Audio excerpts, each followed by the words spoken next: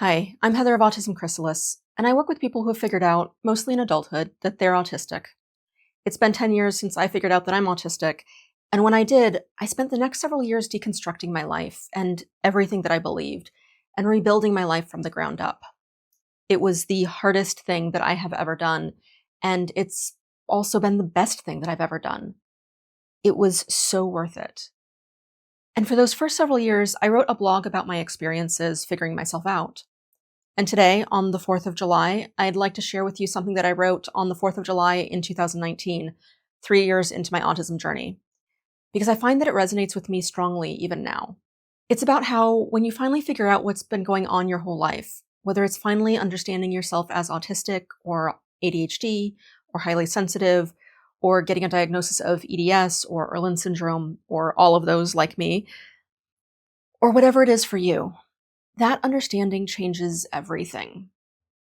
There's a period of looking back and reframing your whole life in light of this new understanding, grieving what could have been, trying to make changes but getting mixed results, flailing, and flip-flopping between acceptance and hope and discouragement.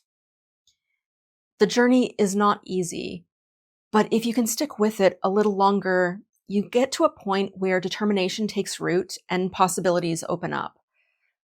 New strategies present themselves. The people that you need come into your life, and real positive change starts gaining momentum. But that's only the beginning. The changes you want will take a long time and a lot of work, but they will happen. That's where I was when I wrote this. I had been making real progress for a long time at this point, and it finally clicked what had been happening.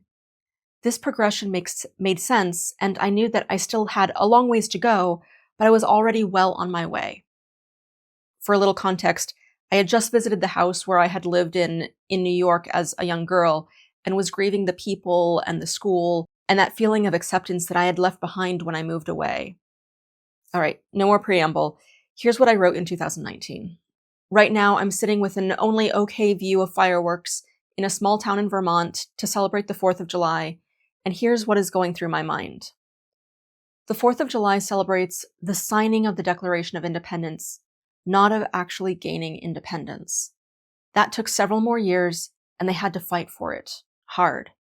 But making that declaration, making their intention known and official, is worth celebrating.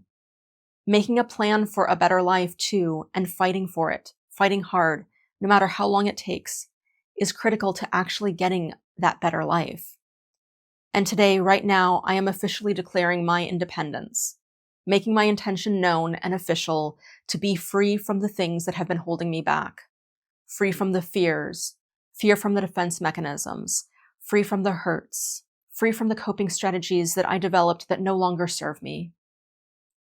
Those first US citizens had been working toward that movement for several years before they declared independence, discussing their grievances, building momentum, clarifying what they wanted, whether to remain a colony on better terms with England or independence, and deciding how far they were willing to go to get what they wanted.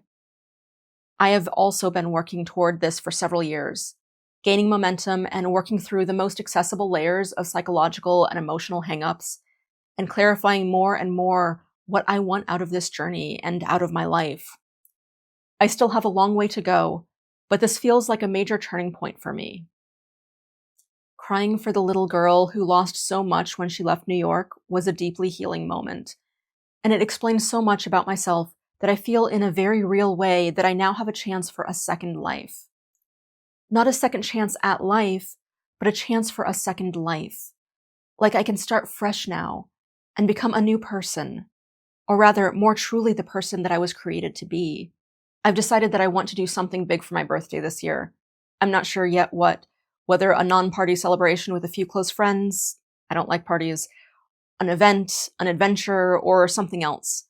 But I want to do something to mark the beginning of my second life. A life I love, a life in which I love.